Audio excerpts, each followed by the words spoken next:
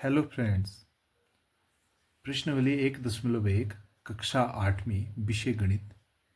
इसमें प्रश्न नंबर 1 है, निम्नलिखित प्रत्येक में गुणन के अंतर्गत उपयोग किए गए गुण धर्म या गुण का नाम लिखिए। इस प्रश्न को हल करने से पहले यहाँ गुण धर्म के बारे में थोड़ा सा जान लेते हैं। पहला गुण धर्म आएगा क्रम विनिमेयता।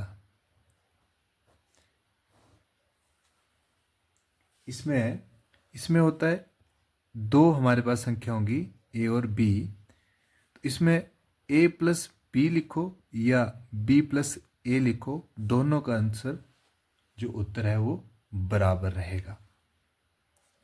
दूसरा इसमें जो सहचार्य गुण, सहचार्य गुण में होता है हमारे पास यहाँ दो संख्याएं थी। सहचार्य गुण में ए बी और सी तीन हमारे पास संख्याएं होंगी। इसमें क्या होगा, ए प्लस, चाहे इनमें कोई भी संक्रियाएं लगा दो, योग लगा दो, व्यवकलन लगा दो, गुणन लगा दो और भागविधि लगा दो इसमें, तो इनका जो आंसर है वो योग और गुणन के लिए बराबर रहता है।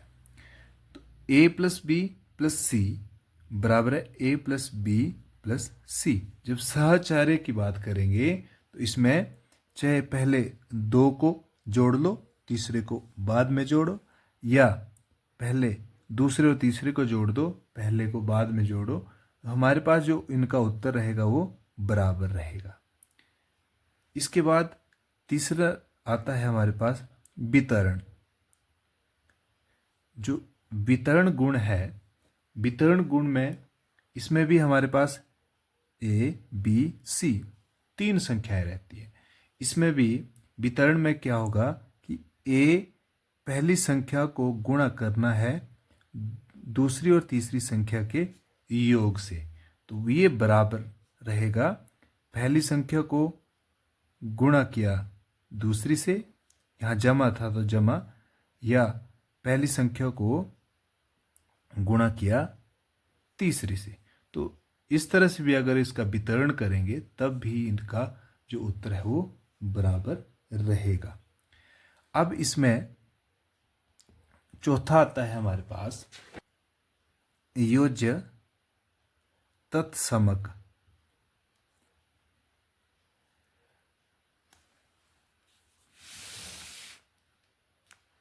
योज्य तत्समक, इसमें हमारे पास जो भी परिमेय संख्या होगी, परिमेय संख्या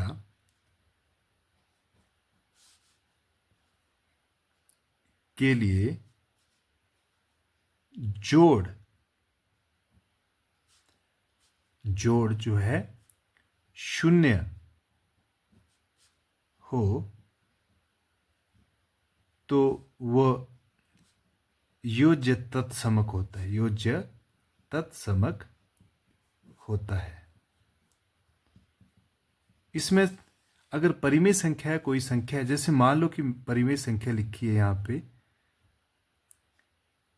2, 1/2, तो इसका जो योज्य होगा यही संख्या हम माइनस में या ऋणात्मक लेंगे, तो हमारे पास ये जो बनेगा 1/2 प्लस माइनस माइनस 1/2, तो ये जो इसका जो उत्तर है वो शून्य रहा, तो ये इसका योज्य तत्समक रहा।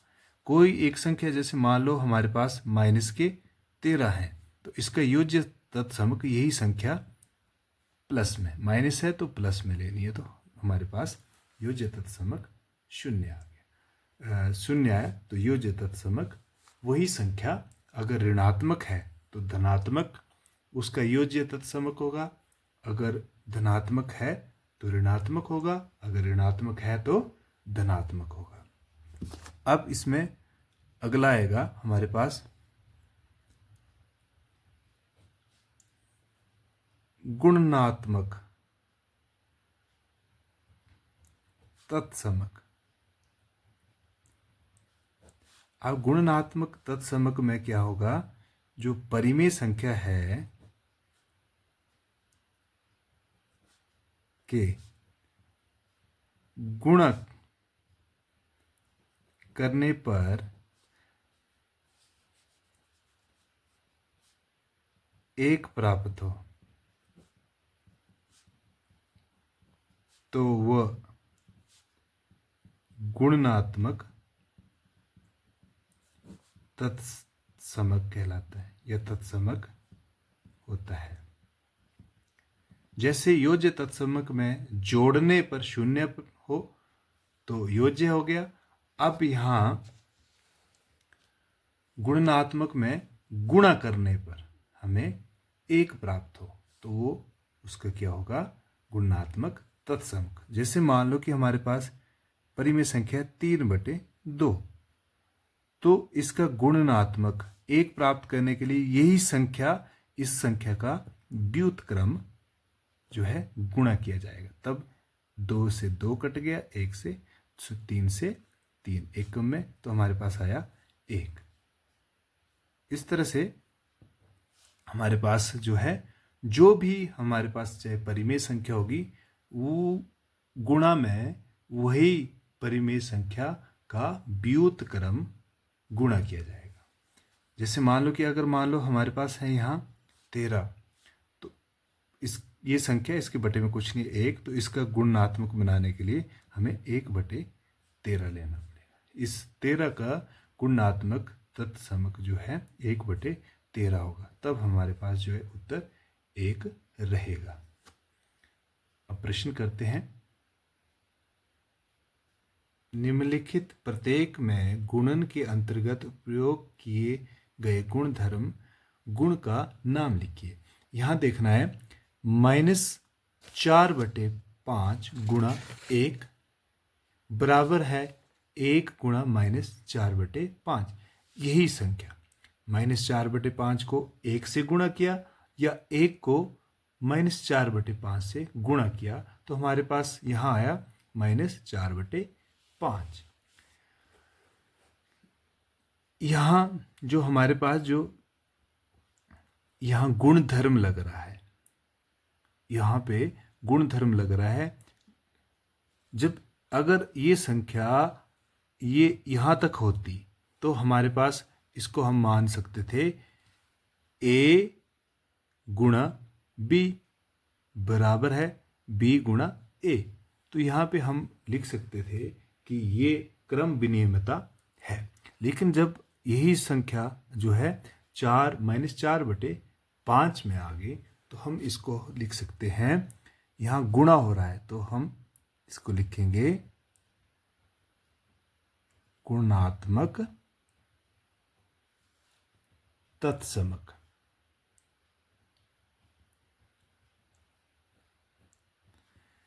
इसमें तत्समक गुणधर्म लगाए। यहां दूसरे पार्ट में -13/17 गुणा -2/7 बराबर है -2/7 गुणा -13/17। यही संख्या -2/7 यहाँ बाद में था। देखो, अगर हम इसको a माने और इसको b माने तो -13/7 यहाँ आ गया a में और -2/7 आ गया b में। तो जब a गुणा b बराबर है b गुणा a, जब इस तरह से होता है, ये बराबर है, तो इस नियम को, इस गुणधर्म को कहते हैं क्रम विनिमयता।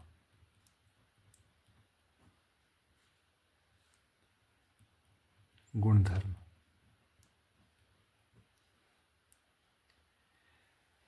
अगला -19/29 गुणा 29/-19 बराबर है 1।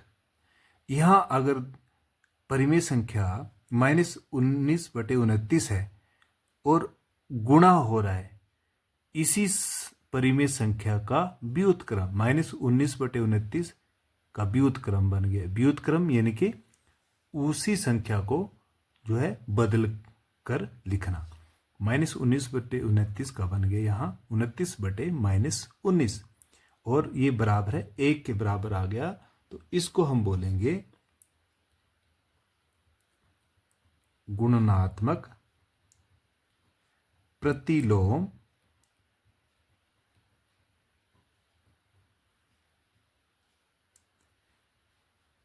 गुणात्मक प्रतिलोम या गुणात्मक तत्समक प्रतिलोम। यहां गुणधर्म का प्रयोग हुआ है। गुणात्मक प्रतिलोम गुणधर्म का प्रयोग हुआ है।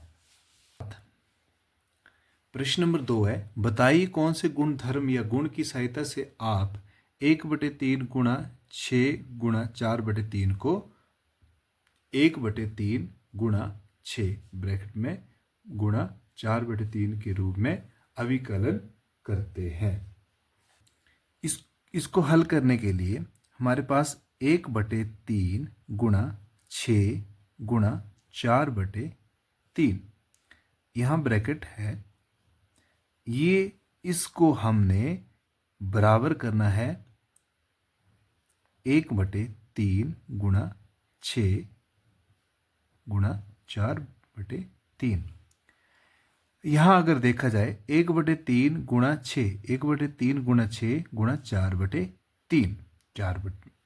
यहां अगर हम ए मान ले 1/3 को, और बी मान ले 6 को, और सी मान ले 4/3 को, तो 1/3 1/3, 6 6, 4/3 4/3। तो यहाँ जो हमारे पास गुणधर्म लग रहा है ए गुणा बी गुणा सी बराबर है ए गुणा बी गुणा सी। इन सब में गुणा हो रहा है। यहां b गुणा सी को ब्रैकेट में लिया है, और यहां a गुणा b को ब्रैकेट में लिया है, और ये इन दोनों का जो उत्तर है वो बराबर है। जब इस तरह का नियम लगता है तो इस गुणधर्म को हम कहते हैं, को बोलते हैं सहचारिता गुणधर्म। सहचारिता गुणधर्म। और इसमें सहचारिता गुणधर्म में क्या होता है, मैं 3 पूर्णांकों में, 3 संख्या में, अगर 3 संख्या में पहले दूसरे या तीसरे को गुणा या जमा करें, और जो पहले को बाद में करें, या पहले और दूसरे को गुणा या जमा करें और तीसरे को बाद में करें, तो हमारे पास जो है उसका उत्तर बराबर रहता है। तो उस गुणधर्म को बोलते हैं सहचारिता गुणधर्म या सहचार्य गुणधर्म। ये थे हमारे पास प्रश्नावली 1 के प्रश्न नंबर 1 और प्रश्न नंबर 2। वीडियो अच्छी लगी तो लाइक, शेयर और कमेंट जरूर करें, और दोस्तों को भी शेयर करें। Thank you.